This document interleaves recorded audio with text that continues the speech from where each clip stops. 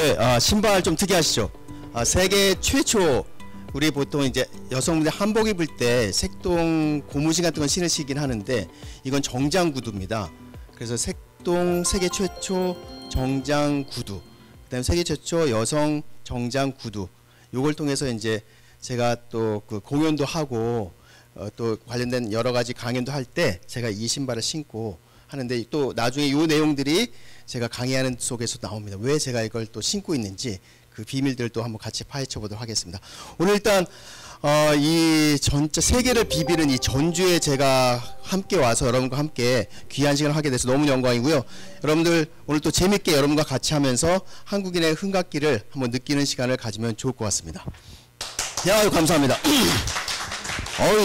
역시 전주 분위기가 좀 다르긴 합니다. 역시 전주 오면 늘 저도 기분이 좋은데, 전주의 또 매력이 여기 또 몇 가지들 담아서 여러분과 같이 이야기해 보도록 할게요. 지금 K-팝, 뭐 K-드라마 이렇게 막 뜨는데 K 시리즈가 아직도 굉장히 이제 줄을 지금 준비하고 있는, 그래서 제가 볼 때는 지금 K-팝 이 정도는 빙산의 일각이다. 그래서 지금 보시면 우리 K-뮤직, 그 다음에 K-아트, 그리고 K-에듀케이션, K-매니지먼트 이런 부분들이 점차적으로 저는 더 확산될 수밖에 없고 확산되어야 된다고 생각합니다. 이런 부분들을 이제 제 책 속에 좀 담아내면서 오늘 여러분과 재밌게 한번 풀어볼 텐데요. 잘 아시는 바와 같이 보시면 우리가 진짜 이때는 필리핀보다 못 살았고, 장충체육관을 필리핀 기술을 이용해서 우리가 만들 정도였으니까 그 정도였는데, 우리가 지금 그 30, 50 클럽, 그러니까 인당 국민소득 3만 불, 그리고 5천만 이상 되는 그 국가 순위에 저희가 7번째로 가입했다는 사실입니다. 사실 어마어마하긴 한데, 이거를 보통 사람들이 뭐라고 하냐면은 한가의 기적이라고 얘기합니다. 근데 물론 틀린 말은 아니지만 적어도 우리 대한민국 사람이라고 한다면 한강의 기적이 아니라 한강의 뭐다? 네, 뭘까요? 야, 어떻게 하셨어요? 뭐 짜고 치는 건 아니었는데, 어쨌든 박수 한번 부탁드리겠습니다. 네.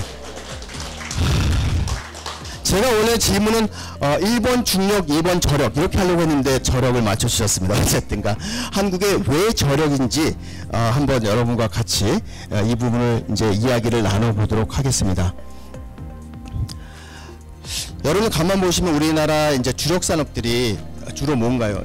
이제 반도체, 그다음 조선, 철강.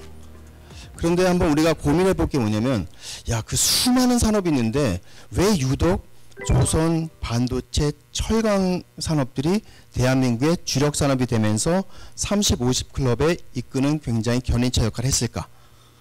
이게 무슨 특별한 이유가 있을까 했을 때 여러 요소가 있겠지만, 제가 한번 정의해 보는 것은 선윤의 지혜와 그다음 후손의 피와 땀, 노력에 의한 합작품이 저는 대한민국의 주력 산업이라고 하는데, 여기에는 그냥 공짜가 없었다는 점입니다.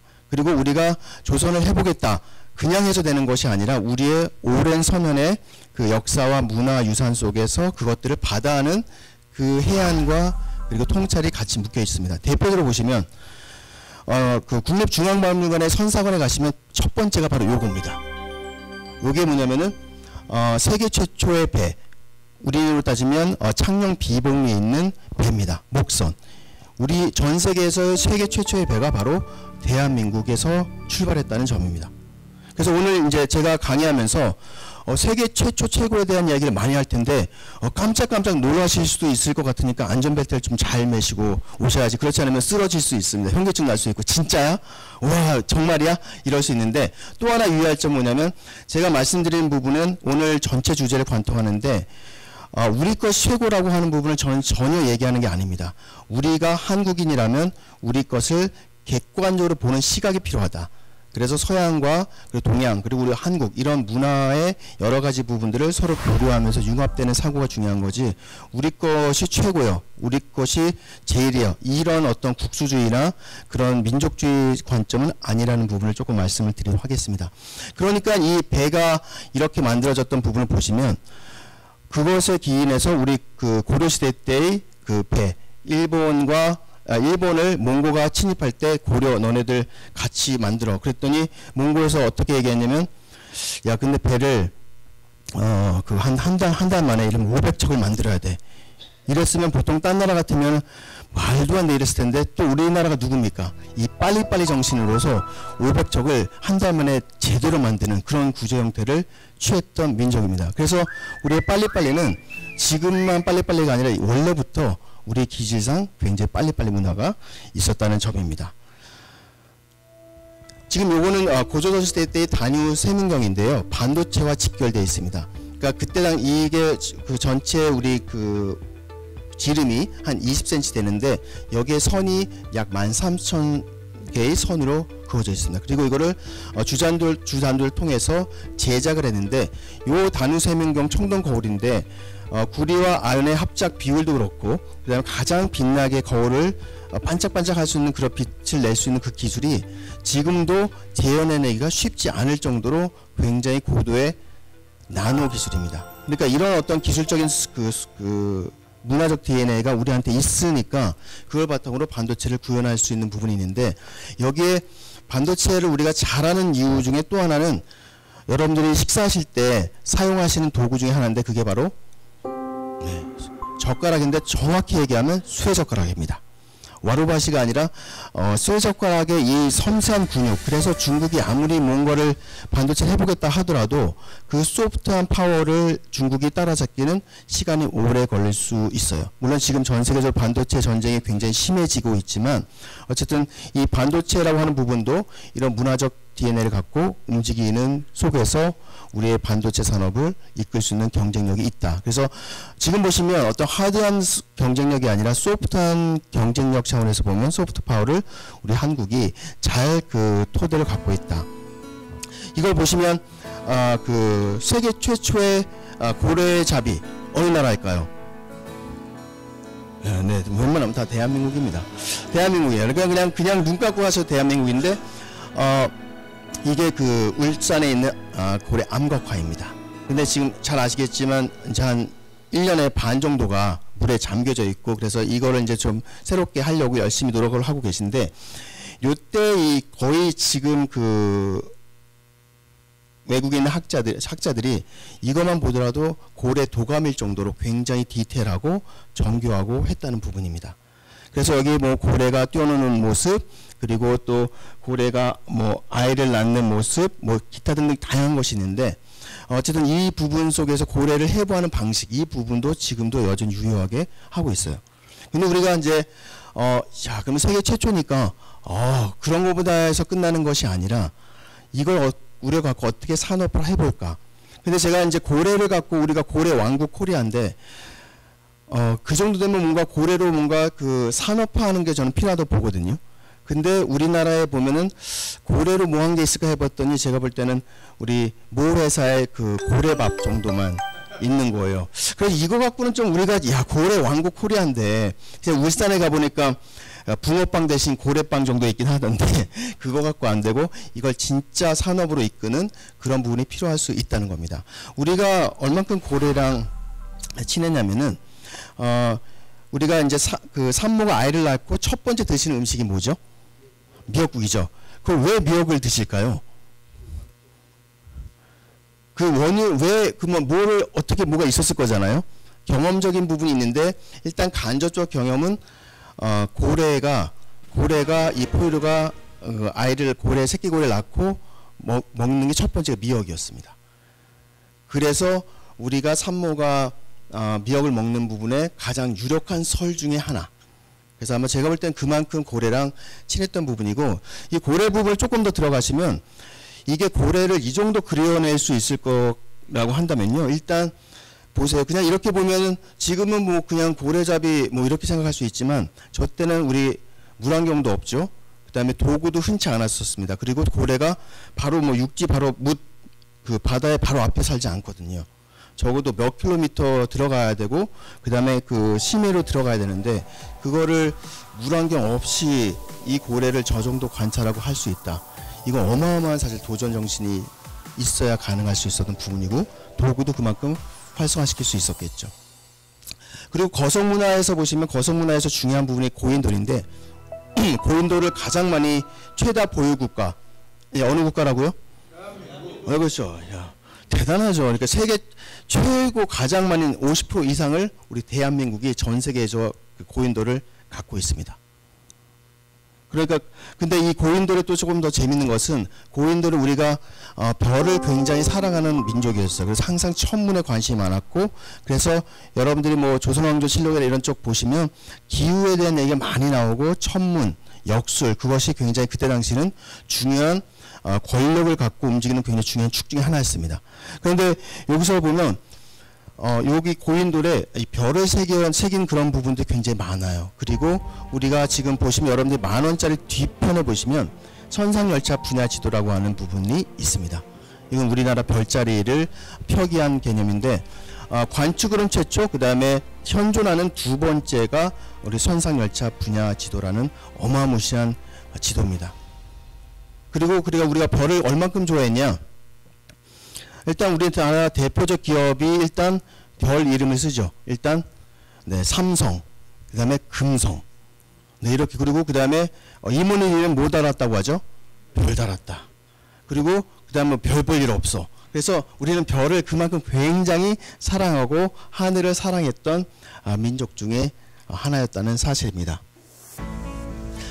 자, 어떤 인물이 여기에 설문했더니 뽑혔을까요? 일단 한국에서 설문한 게 아니라 서양에서 설문했던 결과물입니다. 여기에 1등으로 뽑힌 사람은 보통 우리가 이제 이야기하면 에디슨이나 아인슈타인 이런 사람들을 사실 우리가 많이 이야기를 하고 생각해 볼 수 있거든요. 근데 서양 애들은 이 사람을 지목했습니다. 네, 구텐베르크를 지목했어요. 왜냐면 구텐베르크의 그 인쇄술을 통해서 지식사회, 종교개혁이라고 하는 어마어마한 서양사의 대변혁이 일어났던 결정적인 계기였거든요. 그래서 서양에서는 구텐베르크가 최고의 인물, 가장 위대한, 그리고 그 성서 썼던 그것을 가장 중요한 사건으로 인식을 합니다. 지식사회를 열었던 굉장히 중요한 단초가 됐었죠. 근데 떡하니 우리가 이 부분을 뒤집는 결과들이 있잖아요. 세계 최초의 직지심경을 우리가 갖고 있습니다. 근데 이게 금속 활자뿐만 아니라 또 하나 있어요. 무구정광 대다란이경, 목판, 그러니까 목판 인쇄와 금속 활자, 이 두 가지를 갖고 있는 이관왕인데, 중국은 이 부분들을 굉장히 좀 억울해할 수 있고, 그 다음에 굉장히 뭔가 본인들이 더 하고 싶은 분이 있는데, 어쨌든 우리나라는 이관왕이라는 사실입니다. 근데 우리 그 목판 인쇄술에서 보시면 이 무구정광 대다란이경은 사실은 1000년이 지나서 발견이 됐거든요. 어떻게 이게 존재할 수 있었을까요? 이게 종인데 1000년을 지속할 수 있는 종이가 아니었으면 우리나라는 무구정광 대다란이경의 목판 인쇄술 최초라는 타이틀을 가질 수 없었을 겁니다. 무슨 종이죠? 그렇죠. 우리 전주, 바로 한지가 전 세계적으로 어마어마하게 사실 각광을 받고 있습니다. 그래서 이 부분이 지금 보시면 교황청 그리고 루브르 박물관에서 문화재 복원 관련돼서 거의 각광을 받고 있고, 그래서 일명 미래에서 온 종이라는 아주 멋진 타이틀을 갖고 있는 게 바로 한지입니다. 근데 여기서 우리가 중요한 건 한지가 세계 문화유산으로 이제 움직여지고 그런 부분들이 이제 가는 과정이 있는데, 저는 한지를 보면 여기서 끝나면 안 된다. 그러니까 지금 문화유산에 대한 부분 최초 최고라고 한들 그거를 어떻게 산업화로 좀 바꿔가느냐가 굉장히 중요합니다. 예를 들면 한지면 기존에 우리가 이제 그 한지를 사용하는 부분도 있겠지만 문화재 복원의 그 원초적인 것도 있겠지만 지금 전 세계는 소재 전쟁이거든요. 그러면 전자산업 그리고 자동차 산업에 이것이 산업 소재로 활용되는 부분들은 매우 중요한 요소 중에 하나라고 봅니다. 그러면 고기능성에 그다음 우리가 얘기하는 ESG 친환경에 대한 부분을 같이 움직일 수 있는 것이 바로 이 한지가 갖고 있는 어떤 속성이니까, 이걸 갖고 우리가 한지를 만드는 우리 장인분 마스터분들은 진짜 부자와 재벌이 돼야 되는 것이 좀 필요하다고 봅니다. 근데 이것을 문화유산을 보존만 한다? 그래 갖고는 안 되고, 문화유산을 보존이 아니라 활용 그리고 국부 창출에 굉장히 중요한 부분으로 돼야 된다. 우리가 컴퓨터에 보시면 그 인텔이라고 하는 반도체 칩을 만드는 회사가 있습니다. 거기 보시면 인텔 인사이드라고 있거든요. 저는 그래서 전 바람이 있다면 이 자동차 같은 데도 또는 전자제품에 한지 인사이드 영어로 그런 부분들이 되는 부분들을 좀 그 생각을 갖고 있고, 우리 특히 전주 고향인 이 한지 이런 부분들이 한지를 어떻게 좀 더 역동적으로 좀 바꿀 수 있을 한지 2.0을 한번 우리가 고민해 보면 매우 좋겠다. 우리 한국이 가끔 어떤 분이 우리를 잘 모르고 조용한 아침의 나라라고 이렇게 특이한 소리를 하시는 분이 계시긴 한데, 또 조용할 땐 진짜 조용하거든요. 질문 또 안 하기도 하게 하는 소리가 유순하긴 한데, 그렇다고 우리가 가만히 있는 민족은 절대 아닙니다.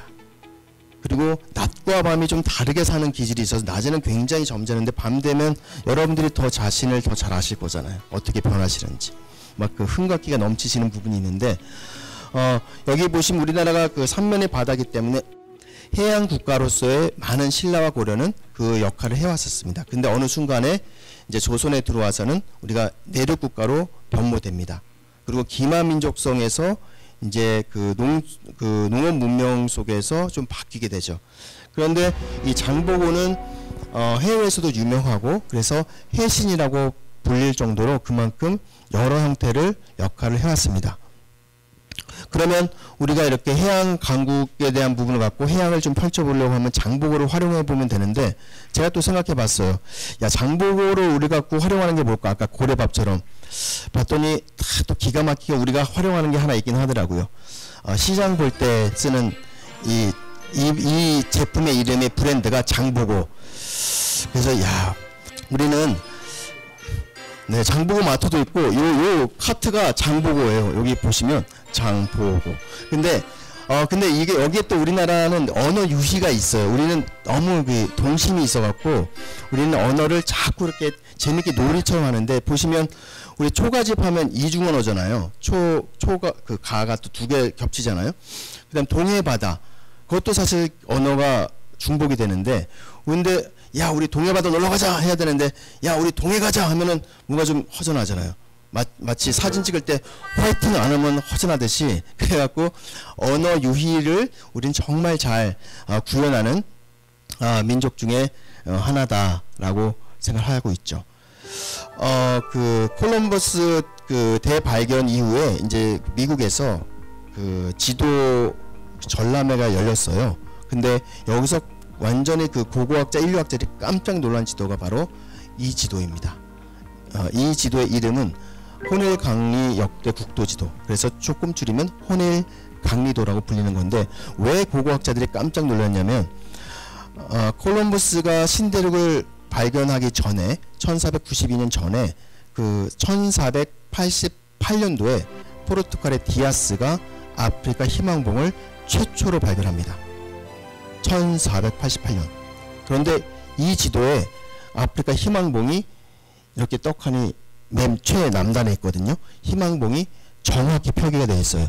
유럽은 이때 당시 사하라 사막 이 남쪽이 어떻게 되는지 몰라요. 그러니까 얘가 네모인지 세모인지 길쭉한지를 알 수가 없었어요. 그 카탈루나 지도가 있는데 거기는 사하라 이남을 표기할 수 없어요. 그만큼 어떤 곳이 있는지 모르는 거죠. 그런데 아까 말씀드린 대로 디아스 세계 최초로 희망봉을 발견한 연도가 1488입니다. 근데 이 지도 제작 연도가 1402년이에요. 희한하지 않으세요? 그럼 분명 디아스가 이 지도를 보고 갔었어야 되는 건데, 어쨌든 세계사의 역사는 승자의 역사이기 때문에 포르투갈 디아스가 세계 최초로 그 희망봉을 발견했다. 그런데 그 80년 전에 이미 떡하니 우리는 지도 그려놨는데, 그리고 스미소니언 박물관 스미소니언 맵의 책에 의하면 이 지도를 보면서 어떻게 표기되었냐면, 여기는 반드시 동양 사람 누군가가 반드시 그 탐험했을 가능성이 크다라고 얘기하고 있어요.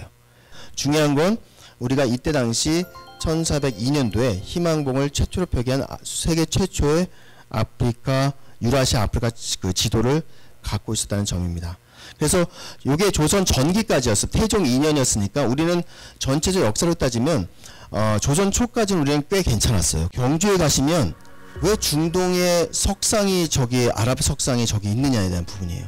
우리랑 아무 상관없어 보이는데, 보통은 그냥 임금님 왕릉이면 거기에 뭐 신 하나 또는 어떤 수호신을 이렇게 우리가 보통 배치를 하는데, 유독 왜 경주에 그 중동의 아랍 석상이 저기 존재하고 있느냐에 대한 부분들이 좀 궁금하실 수 있는데, 요것은 쿠시나메랑 연결이 되어 있습니다.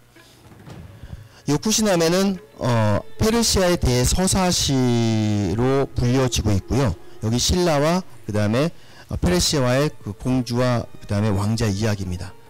중요한 거, 일리아드 오디세이에는 우리나라 이야기가 단 한 줄과 한 단어도 안 나온다는 점. 근데 여기에는 무려 800페이지 중에서 500페이지가 우리나라 신라 이야기라는 점입니다. 이 8세기 때 신라의 경주, 우리가 그때 당시 국제정세에서 어느 정도 되느냐를 우리가 좀 보시면, 당시 8세기에 주름을 잡던 몇 개 도시가 있습니다. 그 중에 중요한 나라가 비잔티움, 콘스탄티노플, 그리고 그 다음에 중국의 시안, 장안, 그리고 페르시아의 바그다드, 그리고 신라의 경주. 이쪽이 많은 교류와 문화예술을 일으켰던 그런 흔적을 갖고 있습니다. 그래서 최근에 폼페이 그 유물전도 있었듯이 로마의 어떤 유리잔 이런 것들이 경주에 그 발굴을 하게 되면 나오게 되는 배경이 그만큼 교류가 많았다. 그래서 우리가 생각하는 만큼 지금 우리 대한민국 수도 서울에 우리가 얘기하는 아랍인들이 돌아다니는 그 빈도보다 이미 신라나 고려 때 훨씬 더 많은 아랍인들이 돌아다녔을 가능성이 굉장히 큽니다. 그 정도로 개방 국가였다는 뜻입니다. 네, 요거는 우리 그 K 모 그 방송국에서 이제 방송됐던 부분인데요. 보시면 알겠지만 이분들이 우리 얘기하는 제 인도 교포 분들이 아니고 정통 이제 그 인도 분들이신데, 어떻게 저렇게 한국어를 저렇게 정확히 구사하는지, 아빠 엄마나. 근데 이게 드라비다족의 타미러에서 유래가 되고 있습니다. 근데 여기서 이제 가끔 이제 여기서 이제 막 너무 세게 나가면 그러면 우리가 한글을 전파해 준 거네, 이렇게 해석하시면 안 되고, 어쨌든 저는 중요한 것은 저렇게 고대 그리고 우리 이 세계사 속에서 교류를 했다는 게 저는 굉장히 중요한 사실입니다. 그리고 인도에는요, 그 춤사위 같은 것들도 고구려의 춤사위와 어떤 포즈 취하는 이런 발 모양 이런 것들이 매우 유사하고 국악 장단도 매우 유사한 것들이 있습니다. 그만큼 인도와 교류를 했다는, 그래서 세계의 국가들과 교류한 점이 매우 중요하고, 왜냐하면 문화는 서로 주고받는 게 굉장히 많거든요. 예를 들면 소주의 원조 국가가 어느 나라인가요? 요건 근데 질문 특성상 뭔가 대한민국이 아닌 것 같죠. 네. 그래서 일단 대한민국이라 우리나라라고 생각할 수 있겠지만 진짜 원조는 몽고입니다.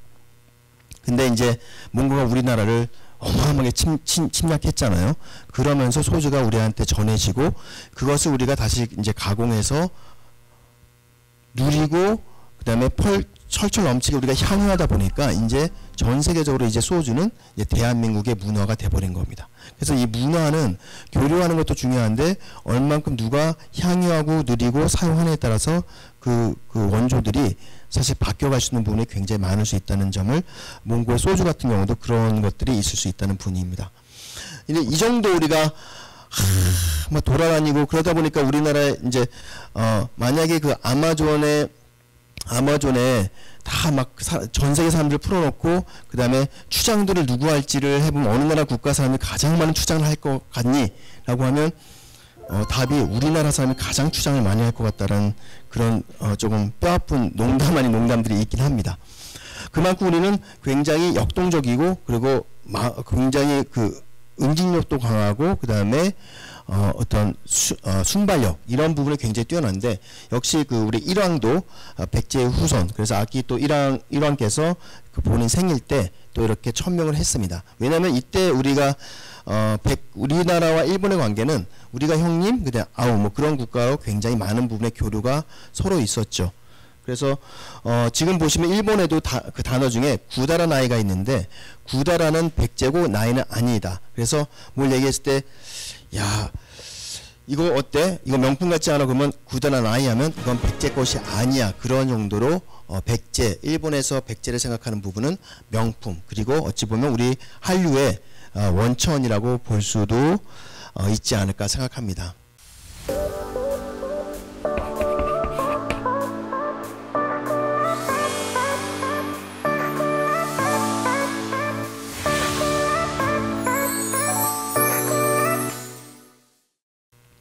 이걸 가만 보시면 이렇게 우리가 세계 최초 최고가 굉장히 많은데요.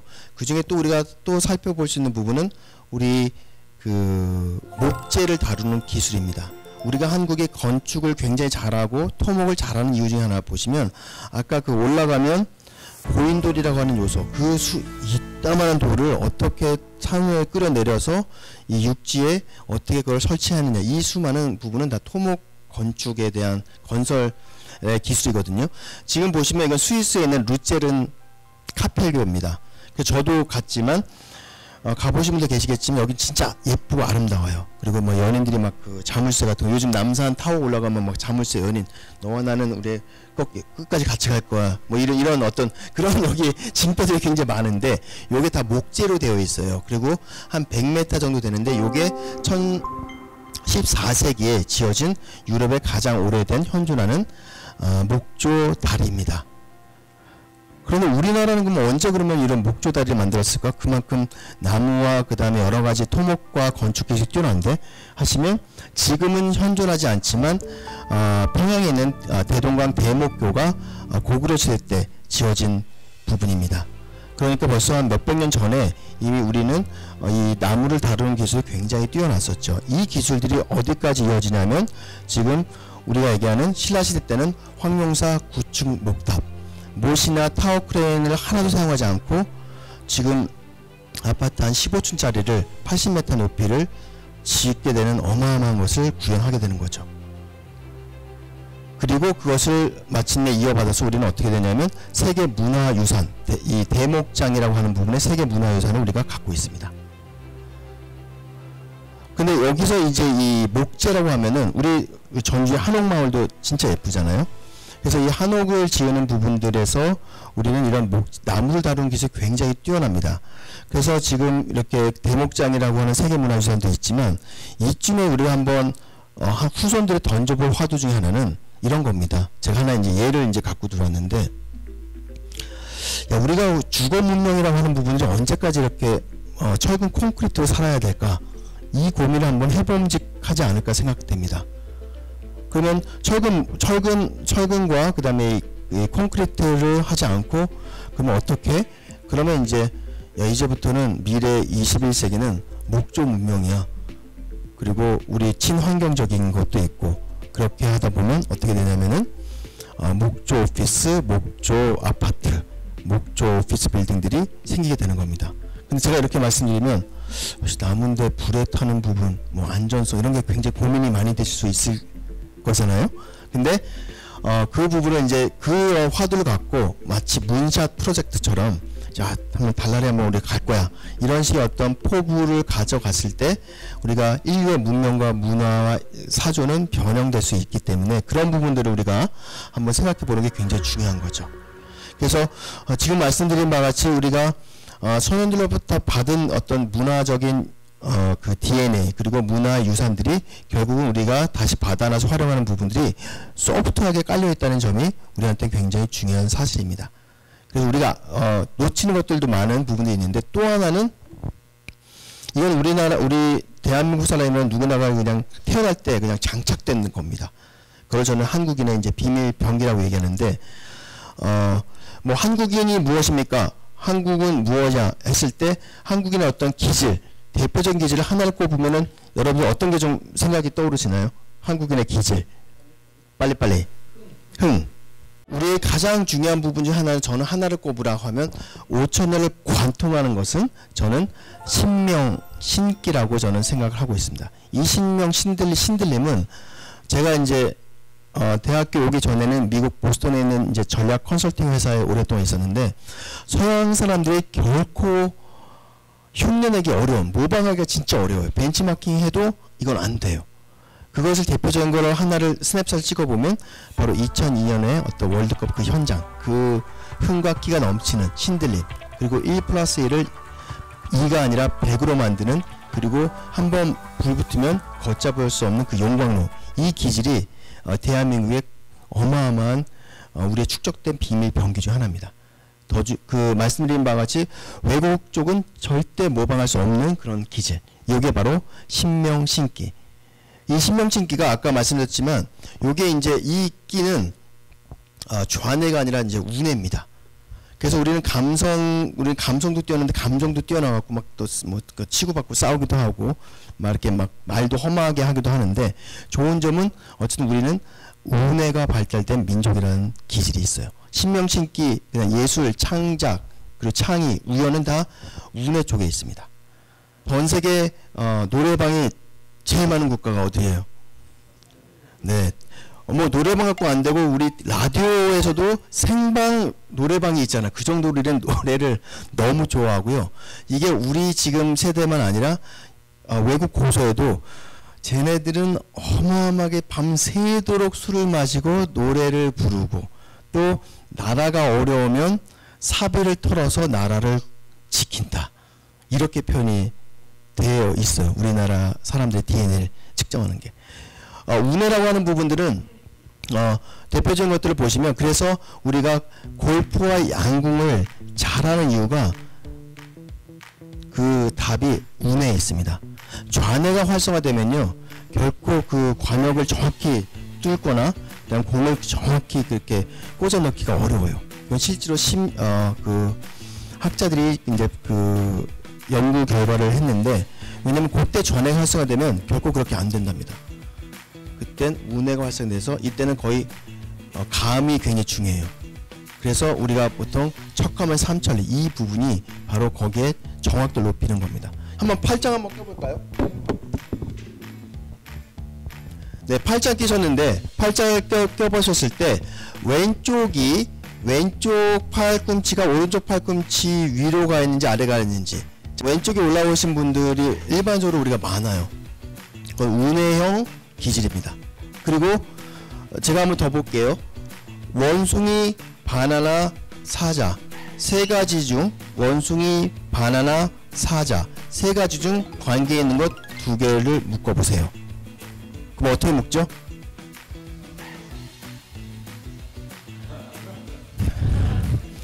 지금 우리 선생님 말씀하신 대로 원숭이와 바나나를 묶어야 되는데, 그리고 원숭이와 사자를 묶으면 우리는 어떻게 되죠? 야, 원숭이나 바나나지 어떻게 원숭이나 사자 이렇게 되잖아요. 서양 애들, 우리가 원숭이와 바나나면 미쳤어. 야, 어떻게 동물끼리 묶어야 어떻게 동물과 과일을 묶고, 말도 안 돼. 비논리적, 비과학적이라고 우리를 비난할 수 있어요. 이거는 사물을 바라보는 관점이 달라서 그래요. 그게 어디까지 연결되어 있냐면은 언어에까지 연결되어 있어요. 우리 언어를 보시면 우리는 나가는 곳, 들어오는 곳, 그러니까 사물과 우리를 굉장히 같은 존재로 보고 있어요. 그러니까 주체 대 주체를 보는데, 영어는 정확히 사물은 객체입니다. 절대 주체로 두지 않아요. 그러니까 exit 이렇게 되어 있어요. 그 다음에 티켓, 그러니까 표 파는 곳, 그다음 들어가는 곳, 나오는 곳. 우리는 나오는 곳, 들어가는 곳. 이게 동사와 그 다음에 명사 같이 묶여 있는데 서양 언어인 영어는 그렇게 되어 있지 않아요. 그래서 정확히 객체로 바라보는 부분이고, 자연도 그래서 대상으로 바라보는데 우리는 그렇지 않아요. 우리는 자연을 어떻게 바라보냐? 사물과 자연을 역시 주체로 바라봐요. 그래서 우리 여기 그 한옥마을도 있지만, 한옥에서 제가 진짜 좋아하는 하나는 뭐냐면 차경입니다. 우리가 자연을 그냥 객체로 봤으면 경치를 빌려온다는 표현을 쓸 수가 없거든요. 근데 서양에서는 그거를 이해를 못할 수 있고, 그 자체가 굉장히 신비로울 수 있죠. 그래서 그런 어떤 차이가 있기 때문에, 그래서 서양에서는 우리가 조금 논리적이고 비과학적이고 약간 이렇게 돼도 굉장히 그래서 드라마를 좋아할 수 있는 뭐 요소들도 있을 수 있어서, 다만 운해의 단점과 장점이 존재해주고 있다라는 하는 부분입니다. 그런데 이 신명신기가 이렇게 뛰어난데, 우리가 교육 현장을 가면은 우리가 진짜 우리의 기질을 발휘할 수 있게끔 이 흥각기를 주체할 수 있는 흥각기를 구현해주고 있느냐 보면 우리는 그렇게 하지 못하는 부분이 있습니다. 보시면 약간 이런 식이에요. 그래서 교육 공장이라고 우리가 표현할 수 있을 정도로 규격화된 제품들이 나오는데 불량품은 적은데 명품이 많이 안 나오는 가능성들이 지금 우리가 교육을 시키고 있는데, 이것은 우리 DNA와 맞지 않는 부분입니다. 서양의 것을 많이 들여오다 보니까 이렇게 하는 부분인데, 어찌 보면 실수하지 않고 그 다음에 정확히 똑같이 하는 거, 이 우리가 보통 암기 교육 하듯이 하게 되면 우리의 기질을 발휘할 수 없어요. 그리고 제가 컨설팅을 한 20년 했잖아요. 그러면 우리나라에서 뭐 경영자가 컨설팅이라고 하는 부분이 그런 겁니다. 우리나라 이제 굴지 기업, 글로벌 기업의 이제 사업 전략을 수립하는 그런 일들인데, 가장 실행력이 조금 떨어지는 게 BPR이라고 해서 비즈니스 프로세스 리디자인, 그러니까 매뉴얼화하는 부분을 우리는 한국 사람들의 기질상 남의 말을 잘 듣는 걸 좋아하지 않아. 그리고 내가 알아서 하는 걸 좋아하는데 간섭하는 걸 굉장히 싫어해요. 그리고 또 남의 집 연탄 이런 것도 관심이 또 무지 많아요. 오지랖이 넓을 수도 있는데, 어쨌든 그런 부분에서 우리가 한국인의 기질을 우리가 제대로 투영시키고 우리가 직원을 이끌거나 또는 학생들 이끄는지 이런 부분을 우리가 한번 충분히 고민해 볼 필요가 있다. 우리의 기질은 바로 이 친구가 잘 표현해 주고 있어요. 이 친구가 초등학생이거든요. 근데 포부가 어떻습니까? 우리나라 기질에 맞는 겁니다. 그래서 뭐 미국은 뭐 이렇게 이쪽은 뭐 강화도 정도 하고, 호주, 오세아니아는 제주도 정도 하고, 역사관도 뛰어나요. 그래서 일본 안 보이게 저기다 밀어놓고 이 정도. 근데 이게 이제 저는 우리나라의 기질은 딱 요런 기질이에요. 우리는 그리고 흥각기가 뛰어나갖고 막 누가 시키지 않아도 본인이 마음 나면 막 그냥 물불 안 가리게 가거든요. 그래서 우리가 서양에서는 외적 동기부여, 우리가 보면 이제 심리학 경영에서 외적 동기부여를 굉장히 중요시 여겨요. 그런데 우리는 우리 한국적 기질은 내적 동기부여가 굉장히 강합니다. 뭐 돈을 더 준다고 해서 막 하고 그런 스타일이 좀 아니에요. 그래서 그런 부분들이 우리가 조금 기질적으로 차이 있는 부분을 어떻게 서양 것과 우리의 기질을 좀 잘 접목하느냐, 이런 걸 우리가 한번 고민해 볼 수 있다라고 하는 거죠. 그리고 정말 세계적인 창의적인 융합적 산물이 저는 이 비빔밥. 우리 음식은요 시간 전개형이 아니라 공간 전개형이에요. 외국 거는 다 시간 전개형이니까, 그러니까 처음에 에피타이저 나오고, 이렇게 또 이제 뭐 샐러드 나오고, 그다음 메인 디시 나오고, 후식 나오고. 우리는 한 상에 다 때려 넣어요. 공간 전개형에서 우리가 서양과 다른 점은 맛을 음미하는데 서양은 딱 정해져 있어요. 에피타이저 먹으면 에피타이저 맛, 스테이크 먹으면 스테이크 맛, 파스타는 파스타 맛. 근데 우리는 그 시금치를 먼저 먹었다, 조기를 먹었다, 아니면 조기에 또 잡채를, 먹는 것 자체에 굉장히 우연성을 많이 넣습니다. 우리 한국이 우연성과 그다음 임기응변이 굉장히 강한 걸 보시면, 여러분들이 술 마실 때 그 술 제조 공법들, 뭐 이런 것들, 뭐 그다음 골프의 내기, 이런 건 정말 기상천외한, 어떻게 그런 걸 다 만들어내는지 우리는 기가 막혀. 왜냐면 우리는 IQ가 너무 좋아요. 인지지능도 뛰어난 전 세계 최고죠. 그리고 근면성실해서 전 세계 이스라엘 민족을 게으른 민족으로 만들 정도로 우리는 탁월하게 성실해요. 근면하고. 거기에 이 흥각기, 의리, 정이 뛰어납니다. 이 정도의 어떤 기질을 갖고 우리가 세계를 제패하지 못한다? 저는 그거는 범죄행위라고 생각할 수 있을 정도로 정말 우리가 우리를 정말 잘 알아야 된다 생각합니다.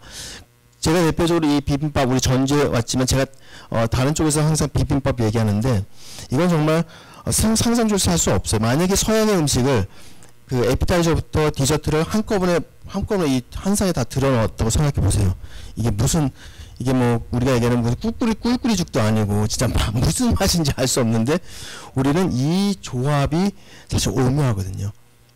그래서 지금 보시면 알겠지만 4차 산업혁명이잖아요. 우리가 산업혁명에서 우리가 인간과 기계의 관계에서 보면 우리가 반납한 건 뭐냐면, 1차 산업혁명에서 반납한 것은 우리의 신체를, 육체를 다 반납했어요. 왜냐면 기계가 훨씬 더 빠르고 잘하니까. 그래서 효율성에서 보면 우리가 육체 신체를 반납하게 되니까 지금 4차 산업혁명 인공지능 시대에 오면서 이제 뇌가 남았는데 그 중에 이 녀석이 뺏어가는 게 좌뇌일까요? 우뇌일까요? 좌뇌를 뺏어갑니다. 왜냐하면 기계적 합리성에서는 인공지능이 훨씬 더 뛰어납니다. 지금. 예를 들면 전 세계, 예를 들면 로이어인데 그 판사인데 그 저지가 전 세계 판례를 다 기억할 수 없거든요. 근데 이미 인공지능은 전 세계 판례를 다 의학적인 부분의 기록들도 그렇고 그렇기 때문에 기계적 합리성인 좌뇌를 우리가 반납하게 되면 이제 남는 게 뭐가 남았죠? 네, 우뇌가 남았어요. 근데 진짜 축복은 뭐냐면 이 우뇌가 가장 발달된 민족 어느 나라예요? 대한민국이에요. 그래서 이 우뇌의 이 창의 우연 그리고 매뉴얼을 거부하고 흥각기로 가져가는 이 기질이 제가 볼 땐 4차 산업혁명에서 대한민국이 진짜 치고 갈 매우 중요한 요소 중에 하나입니다. 자, 근데 우리가 이 시점에서 한번 고민할 게 좀 있습니다. 한국에는 한국인이 없다. 이게 또 무슨 얘기일지 한번 여러분과 같이 좀 볼 텐데요. 여러분들은 이제 뭐 직원들 또 힘드니까 또 이렇게 그 공연장 가서 공연도 보고 하고 하는 부분들 보면 이제 이런 뭐 발레나 또 오페라나 클래식 이런 거 보면 기분이 어때요? 좋죠. 뭔가 그치 이런 게 인생이지. 뭐 이런 맛이야. 뭐 이렇게 하는데 그러고 나서 이거를 또 많이 또 SNS에 또 많이 올리세요. 페이스북이나 인스타 같은데 올리시고 또 단톡방에 공유도 하시고. 사이프리춤. 벌써 기분이 언짢아지시는 분들도 있으니까 뭔가 뭔가 내가 뭔가 시대에 뒤떨어지는 느낌. 아날로그 같고 내가 저런 거 보고 왔다 그러면 요즘 시대가 어느 때인데 약간 이런 식으로 잘못된 편견을 가질 수 있다. 근데 또 참 우리는 신기한 게 이러면서 이건 또 이렇게 또 싫어하고 또 저는 그래서 아직까지 이렇게 살프리춤 뭐 이런 거를 하고 SNS 올린 사람을 극히 드물게 본 것 같아요. 거의 안 올리시는 것 같아요. 일단 관람을 잘 안 하시기도 하고. 근데 또 여기에는 또 열광합니다. 저 색동이 저렇게 쓰였는데 이게 구찌에서 만들었거든요. 이 핸드백이 얼마쯤 될 것 같습니까? 300~400만 원 됩니다. 여기엔 또 열광이에요. 또 희한하죠. 제가 이제 미국에 이제 또 뭐 포럼이나 또 강연하러 그다음에 또 그 공연하러 갈 때 제가 또 요들송을 하고 막 이래서 그 공연하러 갈 때 그래서 제가 이거 신발을 그 성수동에 있는 장인분이 직접 만들어 주셔갖고 요거를 신고 다니고 있거든요. 근데 사실 색동이 굉장히 사실 너무 예쁜데 이게 그런 편견 때문에 된다. 이거를 저는 그래서 첫 번째 양독 문화 사대주의가 우리한테 의도치 않게 우리가 무슨 악을 가진 건 아닌데 그냥 이렇게 그냥 쉽게 젖어든 부분이 있다라고 하는 부분입니다. 자, 우리 지금 오페라 많지만 정말 이거는 21세기 그 판소리, 사실 그게 오페라라고 좀 보거든요. 판소리 완창을 보신 분 혹시 계시란가? 여기 전주이기도 한데 한번 제가 손 들어보실. 네, 그쵸. 역시 전주는 좀 다르네. 야, 그래서 그러면 그 판소리 그럼 몇 시간 하는 몇 시간 하는 거면 한두 시간 하는 거 할 정도로 우리는 그걸 잘 인지를 못 하고 있어요. 뭐 4시간 한다면 거의 뭐 이제 까무러칠 정도 할 수 있겠죠. 근데 일본에는 가부키조 같은 것은 정말 외국인도 많이 보는데 내국인들, 일본 사람들이 정말 소위 벤토를 싸들고 와서 그 비싸거든요. 뭐 10몇만 원 되고 막 20만 원 되는데 그걸 또 즐겨요. 근데 우리는 판소리 20만 원 하면은 여러분들 가시겠어요? 저런. 그 다음에 한식 된장찌개 10만 원 하시면 여러분들 기분이 어떠세요? 벌써 안 좋으시잖아요. 기분이. 무슨 된장찌개가 무슨 20만 원에 말도 안 돼. 뭐 이렇게 되시죠. 근데 오마카세 뭐 20만 원, 30만 원. 야, 이런 거 하라고 내가 힘들게 뼈빠지 일하면서 하는 거지라고 이러면서 막 위로를 하거든요. 근데 된장찌개 20만 원 하면은 미쳤어. 이 식당 문 닫으려고 작정했어. 이렇게 되거든요. 이건 진짜 신기하잖아요. 우리가 우리 것을 우리는 애써 무시해주고 있고 그 다음에 서양 우리 것을 서양 것을 또 막 또 좋아해주고, 근데 좋아하는 걸 저는 뭐라 하는 게 아니라 우리 것도 같이 좀 즐기면 좋겠다, 이런 모순들이 발생되지 않으면 좋겠다. 그래서 저는 이게 편견이기 때문에 그 편견을 조금 닦아가고자 하는 부분이 있습니다. 우리 이 소리, 그래서 저는 이렇게 전라도 오면은 정말 우리는 축복의 땅이다. 저 올라가면 산에 가면 나물이 있지, 저 바다 가면 회 있지, 뭐 여기서 소리들을, 그러니까 이 소리가 나올 수밖에 없는 이런 구조적 특성이 바로 또 전라도, 그리고 또 소리의 고향인 이 전주가 되는 거죠. 서울에 가면요, 지하철역이 이제 굉장히 많은데 동묘역이 있습니다. 6호선. 네, 관우를 모신 사당입니다. 동묘역. 근데 저는 관우를 모실 수 있다고 생각하는데, 근데 우리나라라고 한다면 저는 동묘역은 있다고 하면 그 전에 단군역은 있어야 되는 거 아니야? 우리가 맨날 단군의 후손 뭐 배달의 민족 얘기하면은 실천을 좀 했으면 좋겠다. 그래서 저는 단군역이 동묘역과 더불어 같이 있으면 좋겠는데, 우리는 왜 동묘역만 저렇게 있어? 그리고 꼭 무슨 또 우리 CEO 분들이나 회장님이나 또 이분들이 또 이렇게 신년 연사나 또 비전 선포하고 할 때 항상 갖고 오는 코테이션이 뭐냐면, 인용하시는 것이 한비자에 의하면 뭐 사마천 사기 뭐 이런 거 그렇게 갖고 오시면 또 우리 또 직원분들은 와 우리 사장님 최고 뭐 이렇게 되는데, 저는 중국의 것만 갖고 오지 말고 우리 거, 제가 볼 때 뭐 북화기를 갖고 오시는 분들은 제가 아직 못 봤거든요. 그러니까 우리가 그런 어떤 우리의 고전도 있고 서양의 고전도 있고 또 중국의 고전, 뭐 다양하게 그런 부분들을 우리가 섭취하면 좋겠다 싶습니다. 여러분, 우리나라 지폐 보시면 지폐 인물들이 있어요. 그 지금 보시는 것 같이 이게 우리나라 4개의 지폐죠. 이 지폐에 공통점이 있습니다. 뭐가 좀 떠오르시는 게 있으실까요? 그 중에 하나의 가장 중요한 공통점은 다 모두 조선시대 인물이라는 점입니다. 근데 우리나라는 고조선시대부터 지금까지 5천년의 반만년의 역사를 갖고 있는데, 왜 조선시대 인물만 저렇게 배치해갖고 왜 제대로 환전 마케팅을 못하는 거야?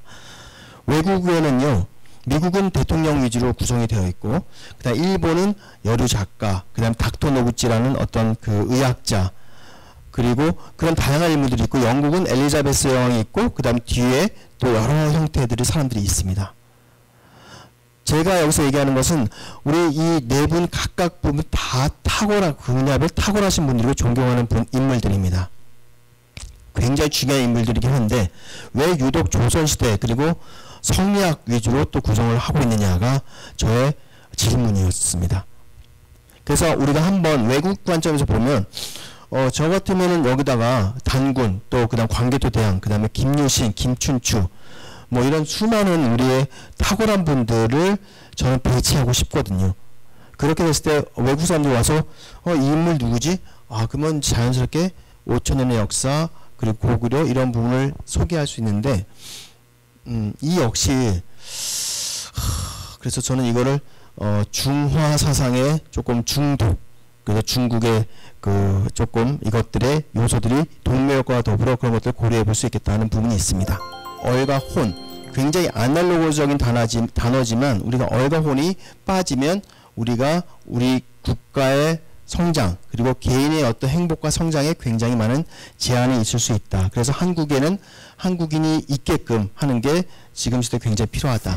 제가 책의 마지막에는 팍스 코리아나를 주장합니다. 이거는 뭐냐면 왜 영국은 해가 지지 24시간 해가 지지 않는 나라로 됐냐, 이 변방의 영국이. 그리고 그때 당시 로마는 켈트족이나 다른 쪽의 민족보다 훨씬 폴리스보다 약했고 힘도 약하고 했는데 어떻게 로마는 전 세계를 제패했고 그 다음에 변방의 섬나라인 영국은 세계를 제패해서 그렇게 됐었느냐. 그래서 그때는 군사 영토였지만 저는 지금은 문화, 경제 이 영토로 서로 공존하면서 가는 어떤 인류 번영의 팍스 코리아나를 이루는 것이 우리가 충분히 잠재력이 있다. 이 정도 IQ와 근면성실과 한번 불이 붙으면 완전히 그 뒤집어 엎는 그 용광로 같은 이 기질을 신명을 신명나게 한번 해보는 가치가 충분히 있다. 우리는 공동체 지금 자본주의의 공동체 자본주의 또는 그 인본 자본주의 이것이 우리한테는 기본적으로 배어 있어요. 그리고 늘 우리가 외국인들이 물어보면 야, 한국에서 뭐가 제일 좋아했을 때 어떤 정, 의리를 진짜 많이 얘기하거든요. 왜냐면 뭐 그냥 외국인 있으면 반갑고 인사해주고 잘해주고 싶고 뭐 그냥 뭐 또 그 어르신들이 막 자식 갖고 하니까 막 밥도 많이 주고 뭐 이러니까 그게 굉장히 우리한테는 기질적으로 공동체 의식이 강한, 그래서 공동체 자본주의를 실현할 수 있는 아주 좋은 조건이 우리 한국이 갖추고 있다. 그 부분을 한번 전 세계 한번 완전히 뒤집어 엎고 한국인이 누군지, K의 진짜 이 K-피플이 무엇인지, 저는 이제는 K의 마지막 종착점은 K-피플이라고 저는 구현하고 싶어요. 진짜 우리 한국 사람이 어떤 사람들인지를 그들이 느껴서 가는 거. 지금까지는 분야별의 뭐 K-드라마 뭐 이런 K-무비 이런 게 있었지만 마지막 종착역은 K-피플. 정말 한국 사람들을 정말 존경하고 싶다. 너희들은 정말 대단해. 이런 부분들에 저는 피드백이 나올 때 우리의 존재 이유가 21세기 이 극동 한 작은 국가에 저는 있다고 생각합니다. 감사합니다.